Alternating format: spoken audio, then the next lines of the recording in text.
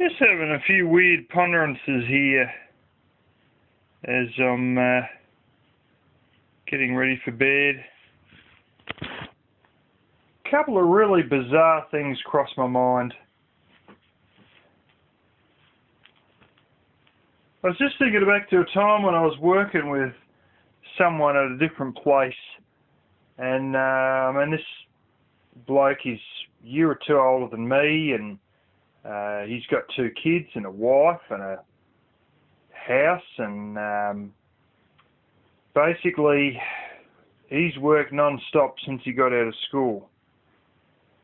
And he asked me, I said that I understand quite a bit about economics, and he asked me, how come a dollar here is different from a dollar in America, value-wise?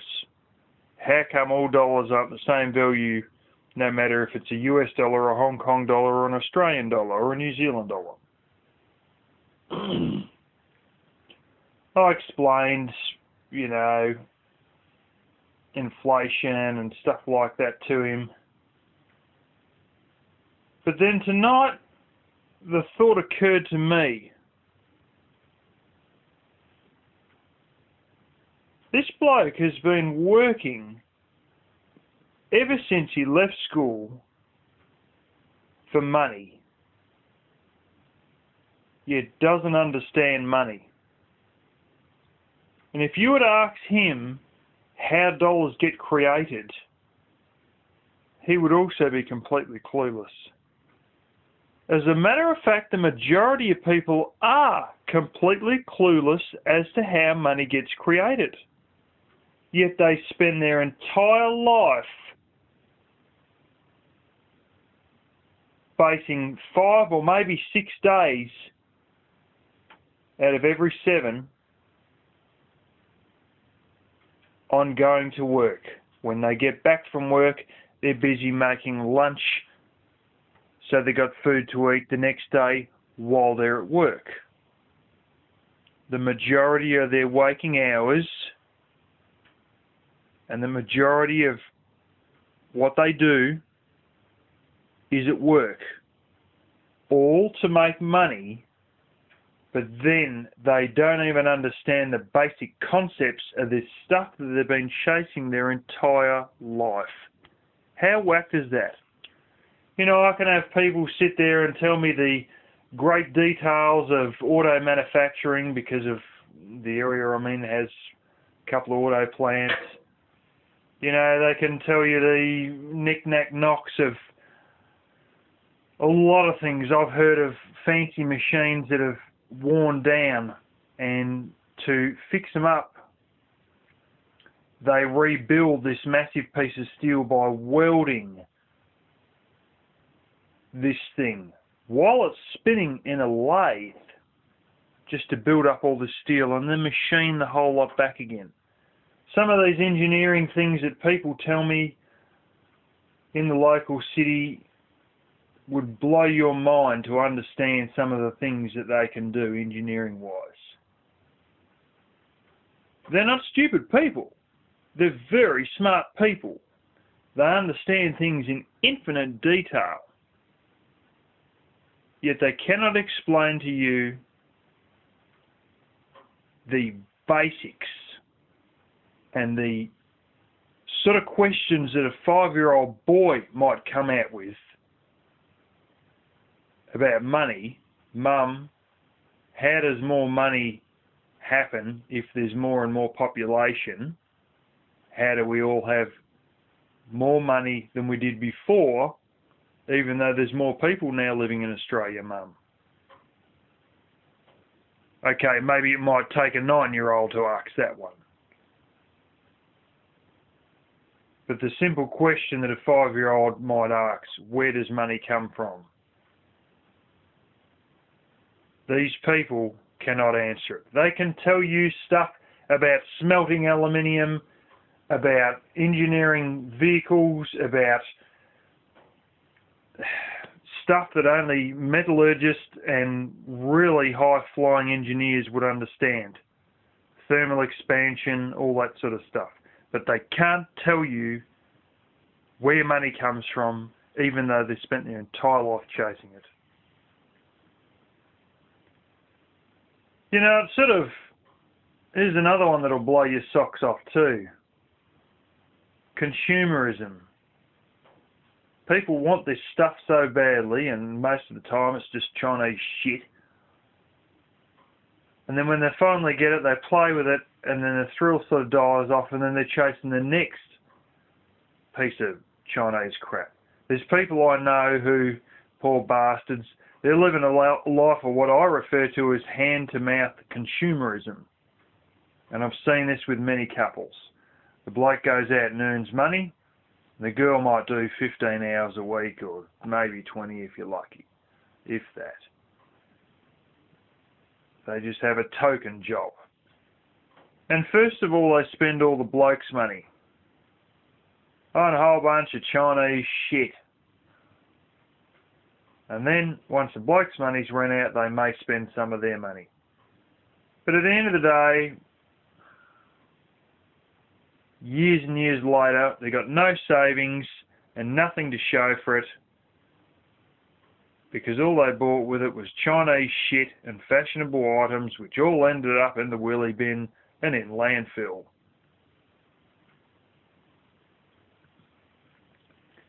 But here's the most whack thing about consumerism. The majority of you probably don't even know where it started. Really, where it honestly is. Never mind the elite, you'll be shocked at where it started. It started in England after World War II, shortly after World War II. It was started by socialists. How do I know? I've seen the footage of them advocating it.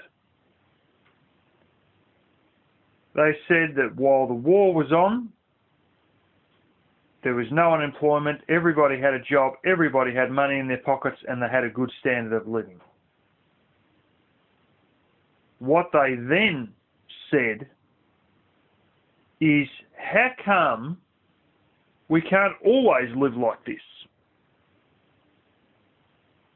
They were talking about the shipping yards. They said they were full of people building warships.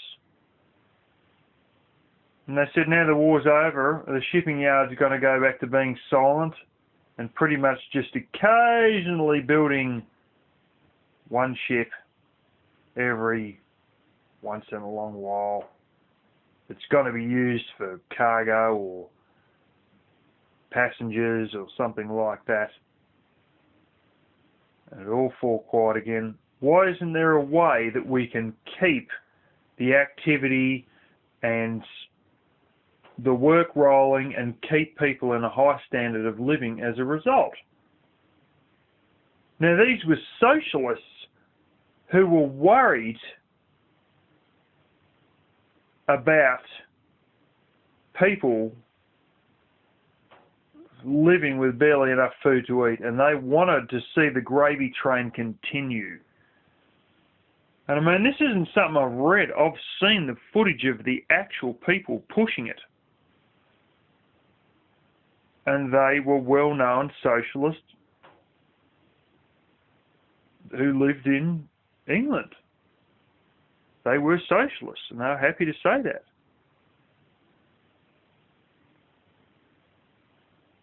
And of course, then creation from that is obviously, you know, corporate giants who then realise that it's cheaper to make stuff in China. And then you got the socialists who now hate the corporations because they're using sweatshops and slave labour in Asia and, you know what I'm saying, not slave labour, but dirt cheap labour. You know, poor Bangladeshis barely got $2 to rub together and work a 12-hour day, 6 days a week, you know. And then these same corporate giants who feed this consumerism that they wanted, they now hate. Probably just because the work's gone to China, but it's just a bit bizarre, you know, thinking about all this stuff. But there's just a couple of things that I thought I'd share.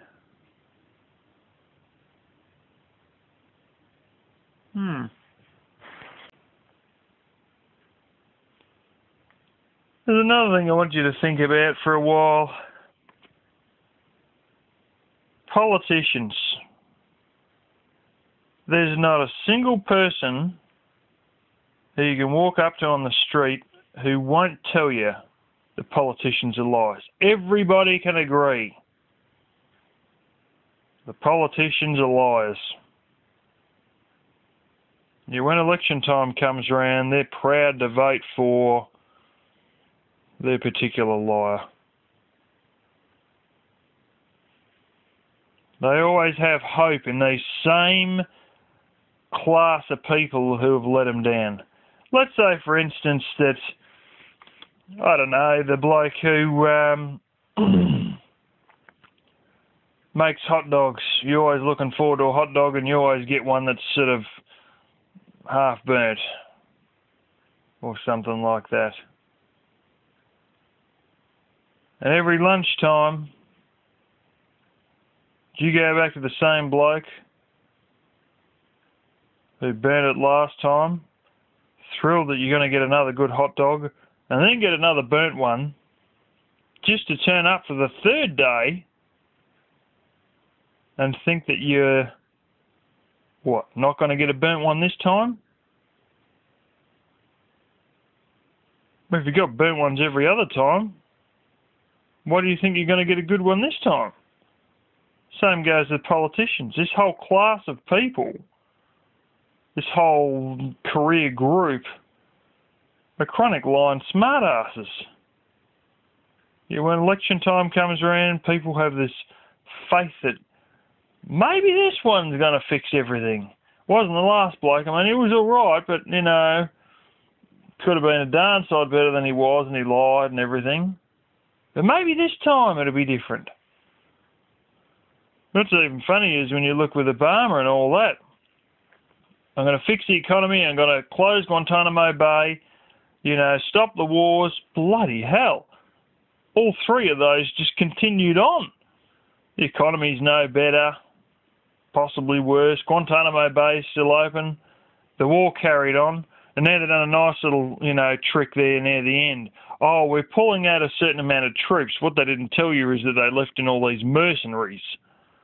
When there's none there, well, so to speak now, but I mean, well, apparently there's something like 13,600 still in Afghanistan, US troops. Oh, you know, we're bringing the troops home, but then, oh, hang on a minute, you know. Or, oh, well, we've brought the troops home, but never mind all the 1/3 the amount of troops we had, we've got mercenaries there. We're paying bloody shit ton more for the same people doing the same job because they're private contractors, not our own soldiers. I don't know how people can have trust in politicians after being screwed so many times over, because if it was a hot dog vendor who gave you a dud hot dog, you'd give up using him. But maybe it's just a case of Dumb and Dumber. You know, you can vote for Dumb or you can vote for Dumber. Either way, you're getting a dickhead. There's something else I want to throw in here. With all the say one thing, do another, lies, sometimes corruption, and all this sort of stuff,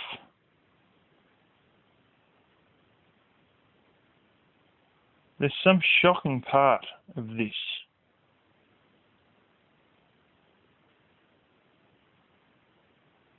Do you realise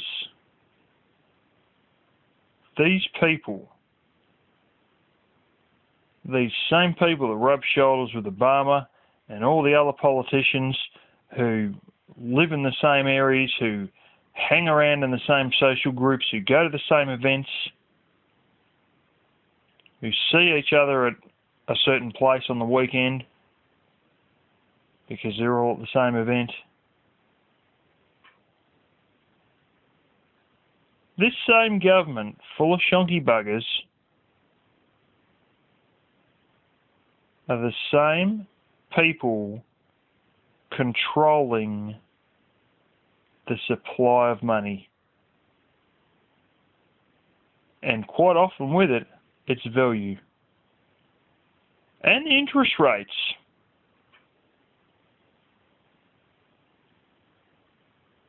and even the bonds market a bit.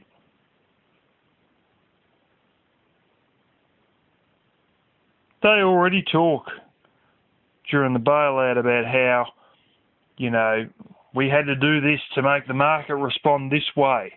They're already doing things we've got to do this, we've got to do that, we've got to do something or other, hoping that the market will respond. They're already trying to play games with the average investor by announcing bailouts, and then let's all hang on to our seats and hope that the market goes up again. They're already trying to do things to manipulate the stock market, but regardless of that, they've got control of the bonds, the interest rates, and the money itself. Would you trust some shonky line bastard politician with a money supply? Because you've already trusted his mates with it. The same sort of people that jostle around Canberra or Washington or wherever. Just think about that one for a while, and then see how safe you feel about money. Then see how you feel about money. Just ponder on that for a while.